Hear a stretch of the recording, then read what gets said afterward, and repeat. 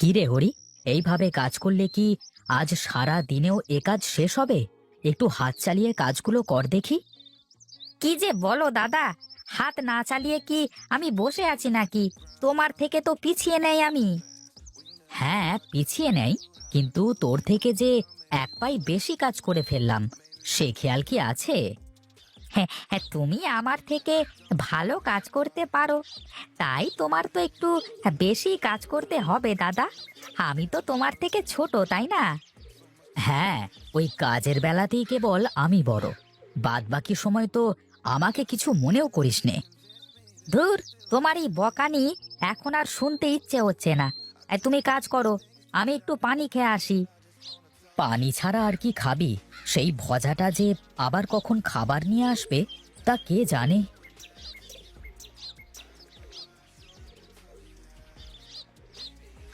দাদা, ও দাদা, আমি তোমাদের জন্য খাবার নিয়ে এসেছি। এত সময় লাগলো খাবার নিয়ে আসতে? এখন ভাত খেয়ে আবার কাজ করে কখন মানুষ শুনি? দে দে ভাই, খুব খিদে পেয়েছে, আগে খেয়ে নি। না ভজা, তুই ওই গাছের নিচে গিয়ে বস। আমি আর হরি এই পায়টা শেষ করে তারপর খাবো। তুমিও না দাদা, পারো বটে। খিদে মনে হচ্ছে আমার একারই লেগেছে। তোমার মনে হয় খিদে লাগে না? শোন, এখন খেতে গেলে তো অনেক সময় নষ্ট হয়ে যাবে, তারপর এসে এই ফেলে রাখা কাজ করতে আর ইচ্ছে হবে না।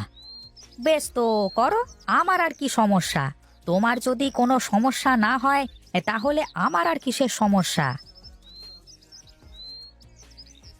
চল হরি, এবার গিয়ে খেয়ে নেওয়া যাক।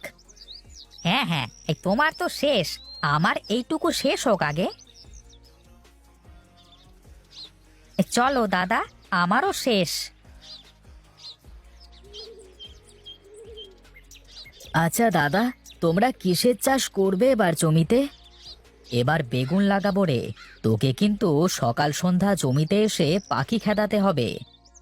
হ্যাঁ ঠিক আছে দাদা, এ আর কঠিন কি কাজ? আমি রোজ এসে সকাল সন্ধ্যা পাখি তাড়িয়ে যাব। হ্যাঁ, ও কি করে পাখি খেদাবে দাদা? ও কি চোখে দেখতে পায় নাকি? ওরে পাগল, চোখে দেখা লাগবে না, জমিতে বসে চড়ে চড়ে টিন বাজালেই পাখিরা সব উড়ে যাবে। আরে তোমার মাথায় তো বেজায় বুদ্ধি দাদা। এত বুদ্ধি নিয়ে তুমি রাতে ঘুমাও কেমন করে?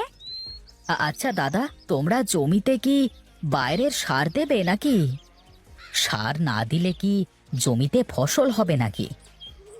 না মানে, আমি বলছিলাম যে দাদা, তোমরা যদি আমার কথা শুনতে, তাহলে আমি তোমাদের একটা বুদ্ধি দিতাম। ওই দেখো, এই যে জীবনে চাষই করলো না, সেও আজ আমাদের বুদ্ধি দিতে চায়। আচ্ছা আচ্ছা হরি, তুই একটু থাম তো, ও কি বলতে চায় আগে শোন। আমার খাওয়া শেষ, আমি গেলাম। তুমি ওর কথা শোনো, আমি গিয়ে কাজ করি।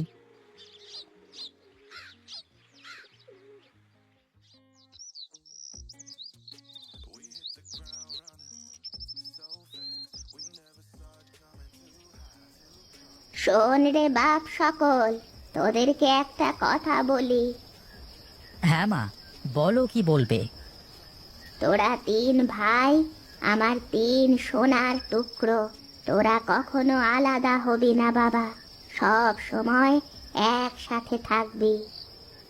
কিন্তু মা, আমরা কি সারা জীবন ভজাকে টেনে বেড়াবো? শোন রে বাপ, ভজা আমার ছেলে। ও চোখে দেখতে পায় না বলে সবাই ওকে নিয়ে কত কথা বলে, কিন্তু আমার ভজা খুব ভালো মানুষ। আচ্ছা হরি, তুই সব সময় এত অধৈর্য কেন? আগে মায়ের কথা সব শোন, তারপর কথা বল। আচ্ছা আচ্ছা আচ্ছা, মা, বলো তুমি। তোরা কি জানিস বাবা, তোদের মধ্যে কে বেশি বুদ্ধিমান? দাদা তো সবার বড়, তাই দাদার বুদ্ধি আমাদের থেকে বেশি। আচ্ছা, তোরা এক কাজ কর বাবা, তোরা যে জমিতে চাষ করবি, সেই জমিতে এক কোণে ভজাকেও একটু চাষ করতে দিবি। তিন ভাই জমির তিন দিকে আলাদা আলাদা চাষ করবি, দেখি কার ভাগে ফসল ভালো হয়। ফসল ভালো হলেই সে বুদ্ধিমান হয়ে যাবে নাকি মা? এখন তা বলতে পারছি না, তোরা আগে চাষ কর, তারপর সব বলবো। এখন অনেক রাত হলো, চল সবাই ঘুমিয়ে পড়ি।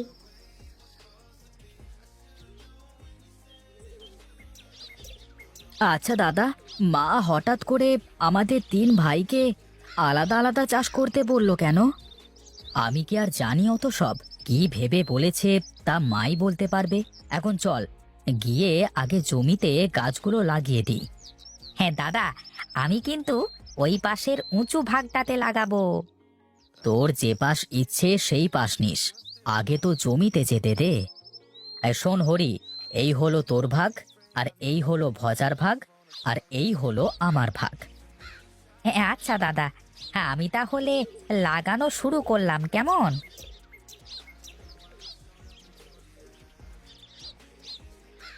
কি রে ভজা, ঠিকঠাক লাগাচ্ছিস তো? ঠিকঠাক হচ্ছে কিনা দেখতে তো পাচ্ছি না দাদা, তবে লাগাচ্ছি তো, দেখা যাক। শোন হরি, তোর লাগানো হয়ে গেলে এসে একটু ভজাকে সাহায্য কর, আর আমার আগে শেষ হলে আমি দেখিয়ে দিচ্ছি। মা, আমি তো চোখে দেখতে পাইনি, তুমি আমাকে দাদাদের সাথে চাষ করতে কেন বললে? এমনিতেই রে বাবা, তুই তো আর চাষ করতে পারবি না ওদের সাথে, কিন্তু ওরা যাতে তোকে ফেলতে না পারে কখনো, তাই আমি ওদের বোঝানোর জন্য বলেছি। কিন্তু মা, আমি কি পারবো নাকি দাদাদের মতো চাষ করতে? শোন বাবা, আমি যেভাবে বলবো সেভাবে কাজ করবি, তারপর দেখা যাবে। তাহলে আমার আর কোনো চিন্তা নেই মা, তুমি পাশে থাকলে আমার কিছুতেই ভয় লাগে না। তুমি কি তোমার ছোট ছেলেকে বুদ্ধি দিচ্ছ মা, যে কি করে আমাদের থেকে ভালো ফসল ফলাতে পারে? হ্যাঁ দাদা, দেখো, তোমাদের থেকে ভালো ফসল হবে আমার ভাগে, মা আমাকে তাই শেখাচ্ছে। ঠিক আছে ঠিক আছে, সে সময় হলেই দেখা যাবে, মুখের কথায় কি যায় আসে, তাই না? এ ঠিক বলেছ। হেসো না দাদা, তোমাদের থেকে আমার জমিতে ভালো ফলন হবে।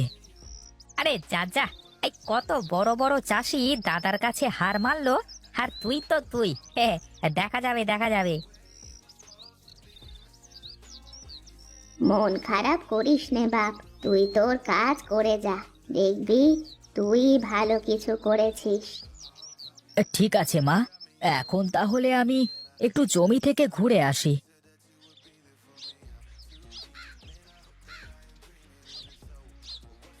কি রে ভজা, এই দাঁড়িয়ে দাঁড়িয়ে টিন বাজিয়ে কি করিস? হ্যাঁ, আমি তো আর দেখতে পাইনে, তাই টিন বাজিয়ে পাখিদের খেদাই। প্রকাশদার কণ্ঠ মনে হচ্ছে। হ্যাঁ রে, হ্যাঁ, তুই চোখে দেখতে না পেলেও তুই যে সবার কথা শুনে চিনতে পারিস, এটা ভালো লাগে। চোখ দুটোই না হয় নষ্ট দাদা, মন তো আর নষ্ট না। তা ঠিক বলেছিস, কিন্তু জমি এমন ভাগ ভাগ করা কেন? আমাদের 3 ভাইয়ের জমি আলাদা আলাদা করে চাষ করা তো, তাই। তা তুইও কি চাষ করছিস নাকি শুনি? হ্যাঁ দাদা, এই উত্তরের কোণের অংশটা আমার, আমি নিজেই লাগিয়েছি। বাহ, এই তোর বেগুন গাছই তো ওদের থেকে ভালো হয়েছে রে, কত বড় হয়েছে ওদের গাছের থেকে। সত্যি বলছো দাদা? আমার কিন্তু বিশ্বাস হচ্ছে না। হ্যাঁ রে, সত্যি বলছি, মনে হয় তোর গাছেই ভালো ফলন হবে। এখন আমি যাই রে ভজা, সন্ধে হয়ে গেল প্রায়, তুই যাবি নে বাড়ি? তুমি যাও, আমি আরেকটু পরেই যাচ্ছি। এই দেখেছো দাদা, এই ভজা নিশ্চয়ই কোনো আজব সার দিয়েছে জমিতে, এই তা না হলে কি করে ওর গাছের বেগুন এত বড় হয়? হ্যাঁ রে হরি, আমিও তো কোনোদিন এত বড় বেগুন কোথাও হতে দেখিনি। সত্যি বলছো দাদা? আমি তো জমিতে কোনো সারই দিইনি। তুই বললি কি আর আমরা তাই বিশ্বাস করব? মা নিশ্চয়ই তোকে কোনো গোপন সার দিয়েছে। আচ্ছা, তোমরা আমার কথা বিশ্বাস করছো না তো? চলো, তোমরা মায়ের কাছে চলো, তাহলেই সব বুঝতে পারবে। তা তো যাবই, কিন্তু তুই যদি মিথ্যে বলিস তাহলে কিন্তু তোর খবর আছে বলে দিলাম। আচ্ছা দাদা, ঠিক আছে, কিন্তু আমাকেও তোমাদের একটা কথা দিতে হবে। আমার কথা যদি সত্যি হয় তাহলে তোমরা আমাকে কখনো একা করে দেবে না। তোকে তো একা কোনোদিনও করতে পারবো না রে পাগল। আই চল, আগে মায়ের কাছে যাই। মা, এই বড় বেগুন হলো ভজার ভাগের, আর এই ছোট বেগুন হলো আমাদের ভাগের। কিন্তু ভজা বলছে ও নাকি জমিতে কোনো সার মাটি দেয়নি। তুমি বলো মা, আমি আর দাদা কত সার মাটি দিলাম, তাও তো ওর মতো বেগুন হলো না আমাদের। ও নিশ্চয়ই চুরি করে কোনো সার দিয়েছে, যা আমাদের বলেনি। মা, তুমি হাসছো কেন? আমাদের কথা তোমার কাছে হাসি মনে হচ্ছে? ওরে শোন তোরা, ভজা সত্যিই বলেছে, ও জমিতে কোনো সার দেয়নি। তা কি করে হয়? তাহলে এত বড় বড় বেগুন হলো কি করে ওর ভাগে? তোরা তোদের জমিতে যে সার মাটি দিয়েছিস তার থেকে ছিটে পিটে যা পেয়েছে তাতেই ওর বেগুন গাছে জোর ধরেছে। তোরা তো বেশি ফলনের লোভে বেশি সার মাটি দিয়েছিস। তাই বলে শুধু ওটুকুতেই এত ভালো বেগুন হয়ে গেল? ভজার বিশ্বাসী ভজার সব, ও চোখে দেখতে না পেয়েও আজ তোদের হারিয়ে দিয়েছে। তুমি আসলে আমাদের কি বোঝাতে চাও মা? একটু খুলে বলবে? ওরে শোন, ভজা আমার ছেলে, তোরাও আমারই ছেলে। ও চোখে দেখতে পায় না, তোরা দুজনে যাই করবি একটু একটু করে ওকে দিলে ওর তোদের থেকে বেশি হয়ে যাবে। তার প্রমাণ হলো এই বেগুন চাষ। বলো কি মা, তার মানে ভজা সত্যিই বলেছিল?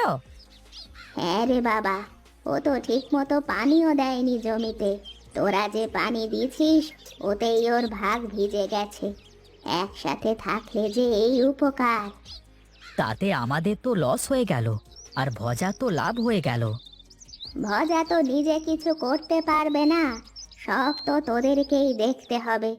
তোরা শুধু ওকে সাথে রাখিস বাবা, তাহলেই দেখবি ও তোদের অনেক উপকারে আসবে। দাদা, আমার ভাগের সব বেগুন আমি তোমাদের দিয়ে দিলাম, আর তাছাড়া আমি তো সব দেখে শুনে তুলে বিক্রি করতে পারবো না, তাই এই দায়িত্ব তোমাদেরই নিতে হবে। ঠিক আছে রে ভাই, আমি সব বুঝতে পেরেছি। মা, তুমি চিন্তা করো না, আজ থেকে আমরা 3 ভাই একসাথেই থাকবো সব সময়। শোন বাবা, 10 মিলে করি কাজ, হারি জিতি নাহি লাজ। ভজা তোদের সাথে হাত বাঁধলেই তোরা অনেক কিছু সহজে করে ফেলতে পারবি। ঠিক আছে মা, তুমি কোনো চিন্তা করো না। আজ থেকে আমাদের আর কেউ কখনো আলাদা করতে পারবে না। ভজাকে আমরা 2 ভাই সব সময় আগলে রাখবো।